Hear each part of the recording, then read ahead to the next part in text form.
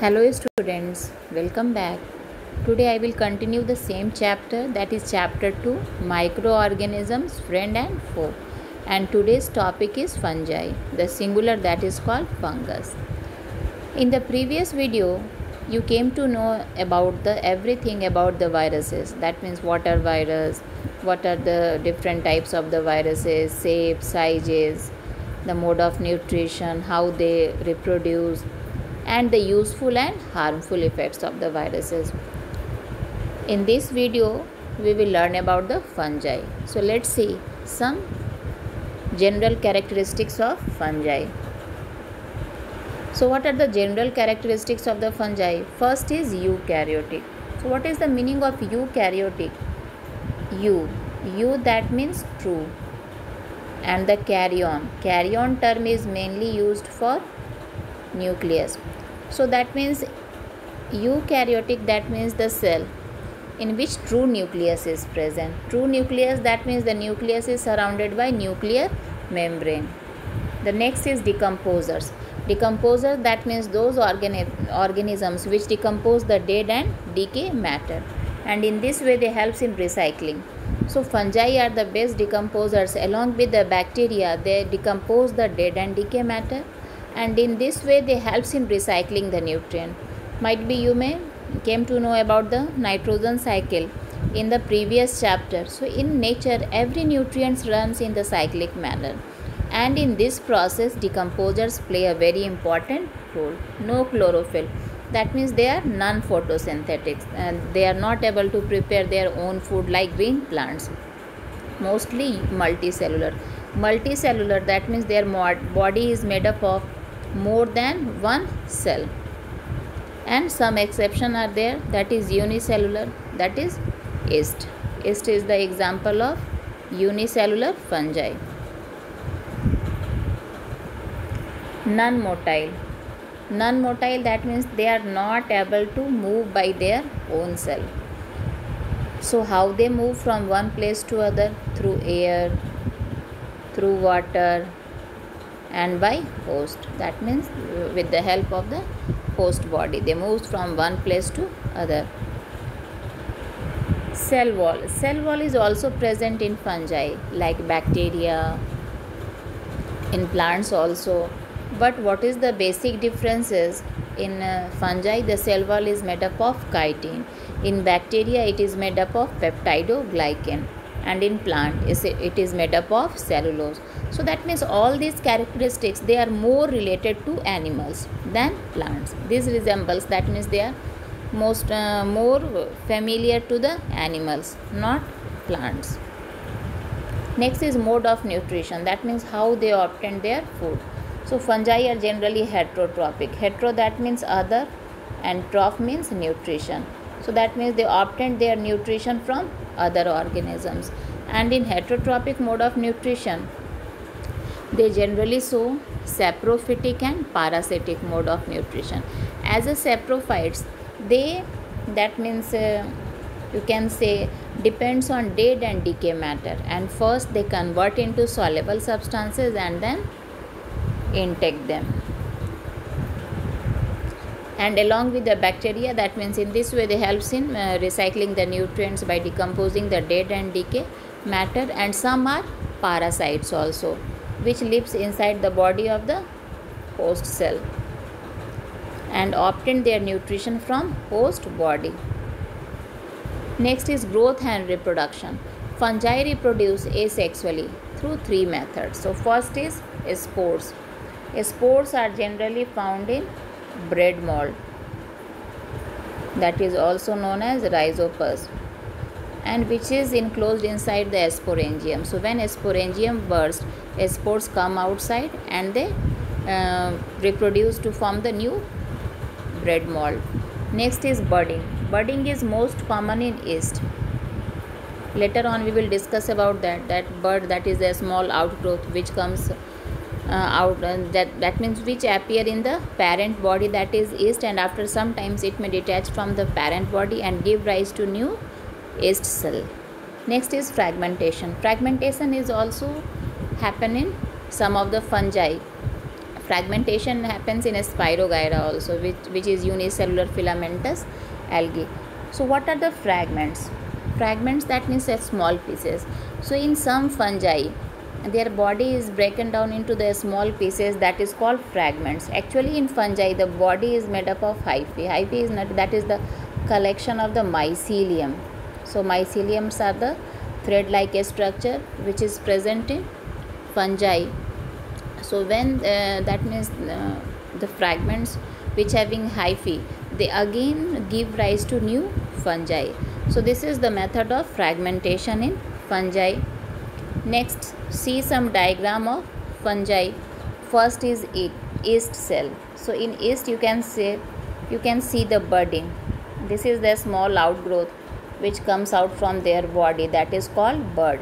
And after that what will happen? The nucleoplasm that moves towards that bud, which is surrounded by some amount of cytoplasm, and after some times it may detach from the parent body and give rise to new yeast.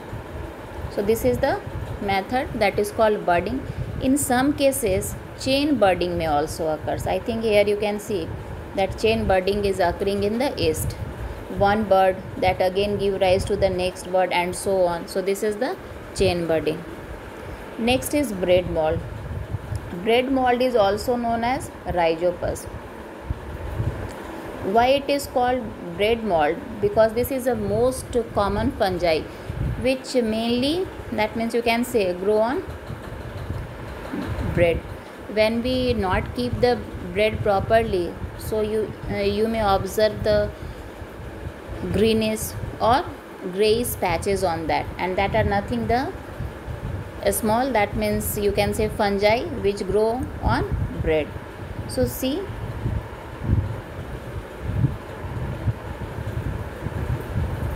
these are the diagram of the bread mold.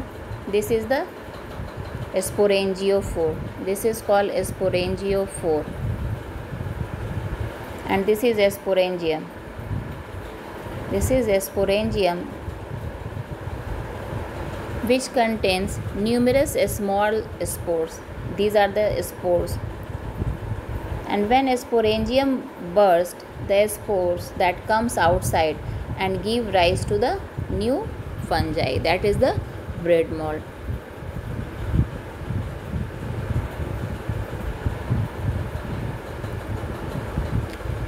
Now let's see some useful effects of fungi, that means how they are useful for us.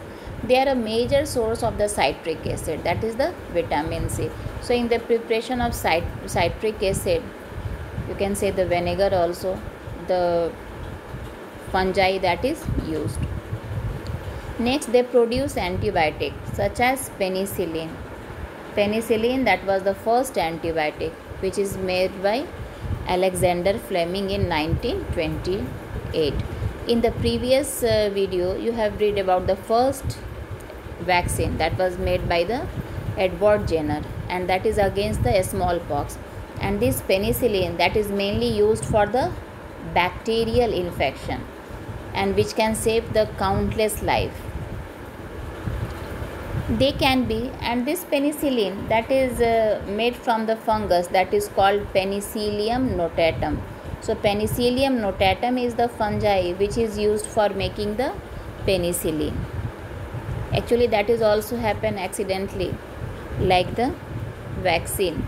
Third is, they can be genetically engineered to produce insulin and other hormones. So in the preparation of insulin and other hormone also fungi are used. They are the model research organisms. So that means the scientists also use as a research organisms. Yeast are used in the bread making. So they are used in bread making and brewing alcoholic. That means in the process of fermentation to prepare the alcoholic beverages. Okay. So right now that means you can see here. So this is the diagram of the bread or the cake, whatever that is baked here. So that is when yeast is used, when yeast extract or the powder that is used in the dough of the bread or cake, then what happens when the yeast cell respire? First it increase their number, and when it respires, then it produces the carbon dioxide gas. And due to production of the carbon dioxide gas, what happens? The dough rises. That means it rises, which causes fluffy, which makes the food items like bread, pizza, burger, cake, the fluffy. The same, that means function is done by the baking soda also. And fungi can be good to eat. All of you know that I think you have familiar about the term mushroom. That is a rich source of protein, especially for the vegetarians, and that is also a type of fungi. So some fungi are used, that means eatable also. They are used as food items, and some are also used in making the sauce. I think you have know about the term lichen. Lichen, that is the association of algae and fungi. So that's so the symbiotic relationship. So that is also in lichen, the fungi that provide water and minerals to the algal component, and in return algal components provide food to them. Now that means not all fungi are useful, some are harmful also. So let's see the harmful effects of fungi. Fungi spoil the food items like bread, fruits and vegetable. So they spoil the food items by producing the toxic substances, and if anyone consume that food items, they may suffer from the food poisoning.